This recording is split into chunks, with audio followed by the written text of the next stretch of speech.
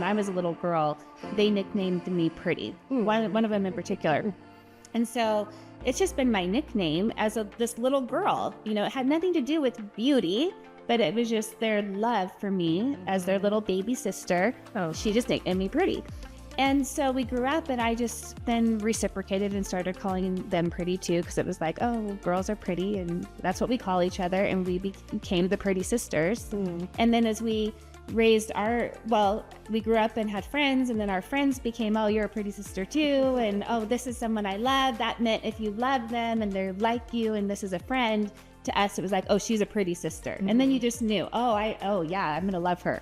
And so that's the relationship that you feel with somebody. It wasn't at all about their looks. It was just like, oh, I love this person, I feel this friendship with them, she's a pretty sister.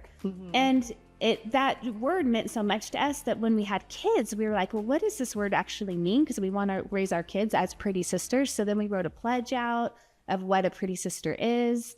And it just kind of kept taking on this form that now we even have a podcast that we're talking about it, trying to help people understand the feeling, the relationship, and what a pretty sister is, because it's not just beauty. And so when you read that quote, I was like, that really describes what I am trying to do and what I feel about pretty, and what about, how I feel about beauty. Okay, so give us some of your insights about it. Yeah, I love that. And I think that, I think at first it's interesting that he calls it a feeling, because I do think that it's something that you feel. It's not necessarily like a thought always. It's not a reason. You can't always give a reason, right? And that's why we can feel beauty and suffering. Like that doesn't make any sense, but like there's a feeling there, right? And so there's beauty in childbirth, like these things that aren't the most beautiful things to take a picture of. Pretty. but yes, it is a beautiful experience. Feeling, and that's something we often talk about. It's, another word that we'll use to describe those things is it's a miracle.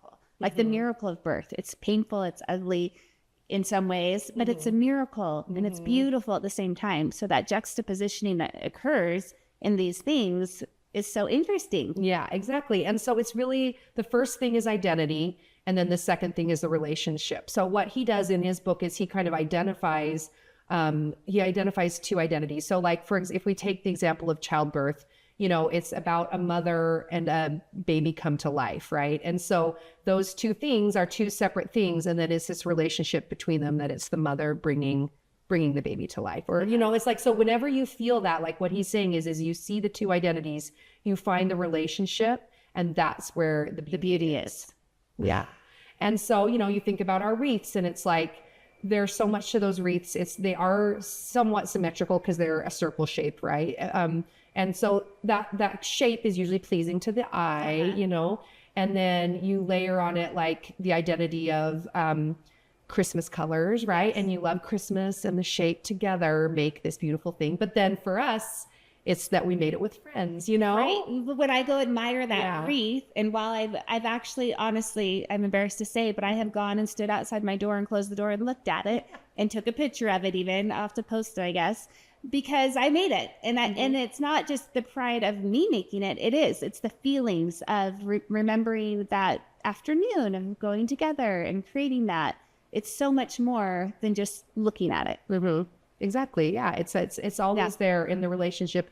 And, the author, he talks a lot about poetry, because it's interesting that kids have an ear for poetry and they don't even know why, but it's always the relationship of the words, or the roses are red, violets are blue. Then it's just, even those words don't rhyme.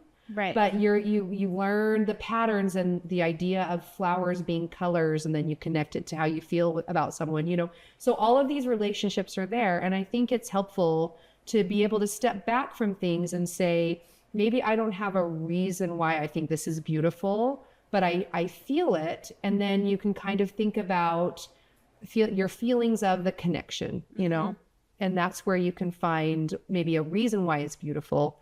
But you don't always have to have a reason to. Yes. It can just be that you feel it. So what would you say, now taking these thoughts to a woman who maybe isn't feeling beautiful or feeling down, and, just with her self-worth, what would you say to her with this information?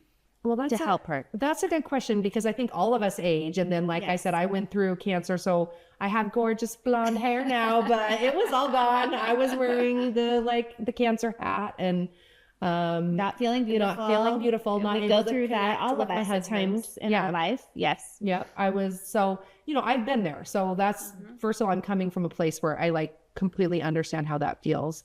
But I think that you have to believe, the beauty on the inside. I mean, you have to believe it, right? But you have to see yourself as a person with an identity, and then you have to see your connections to other people, right? And I think that's super helpful if you will, instead of focusing on the outward, until you feel it and maybe, or until it comes back, till the hair grows back or whatever, like that's kind of fleeting. But what is not is those relationships. Or sometimes I think what we have more control of more easily is the relationships. Like if you want to feel more connected and feel more beautiful, I like this idea that something you can do instead of going and putting on more makeup is to work on your relationships, and that will actually help you feel more beautiful.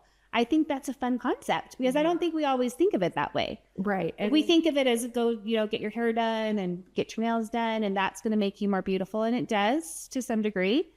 But have you ever thought of it that way? Like, I'm going to focus on this relationship with my husband or my children or my friends or my neighbors, just like what we're doing as new friends. And that will help us to experience more beauty in life. And it is. Yeah. And it's not just attraction. So I think you have to kind of separate attraction as like a category of beauty. And sometimes we treat it as the whole category. Yeah. Right. And it's like, am I attracted to the world around me? It's an aspect, right? Yeah. The beauty's so much more. It's so many things. Yep, exactly. And I think like as my children have had to connect with me and me not being aware, that my children love me for so many reasons that have nothing to do with attraction, right? Like how you look to your kids is 0%, and yet that is the most beautiful relationship that you will have in your whole life. Yes. And it has zero connection to attraction. So you can So we can't discount that. No. That's something to learn from. Exactly. Because that's such a real relationship. And if you don't have kids, then it's the connections that you choose in your life to have that are connections of love. That is where true beauty is. And I think as we're choosing connections, I mean, it's no surprise to you that I'm going to say that I just love the connections we can have with our female friends. I think it's so powerful. And not that I value my relationship with my husband and with my children beyond measure. Absolutely. It's just not what this podcast is about. But I have gotten so much joy out of my friendships with women, both my old ones and my new ones. There's so much to learn and to gain from making those connections. That's such a beautiful thing. So if you're not fully embracing that or experiencing that, get to know your neighbors, get to know other women, and embrace that. And it can begin, you can begin that. And we've given a lot of tips and talked about that a lot, but just, reaching out and connecting, which maybe you as a newer person in the neighborhood, what would you say about that? Well, I think it's hard. It's hard to be the one. And I actually remember, I don't know if you remember the first time I met you, Kelly, but we sat down at church and I just turned around and introduced myself to you. And then you were like, oh yeah, I guess I should have introduced myself to you. So you did it first. I was new. Yeah. And I've been just, introducing good for myself. you. Good for you. So you have to not be afraid. But I understand it's hard. We moved here and I've seen my kids have to do this to try to make friends. And it's hard. And you know what? Sometimes the first friend you make isn't the right friend. It's just the one person that would talk to you that day. And then as things go along, or you make the mistake sometimes of thinking that someone who's nice to everyone is your friend. And you're like, oh, she's just nice to everyone, but she doesn't actually have time for this friendship. And you need to find someone who has time for friendship. So it does take work. Yes, I would say. But, I think if we're sticking to this analogy of beauty, it's like making a creation of something beautiful, like a work of art.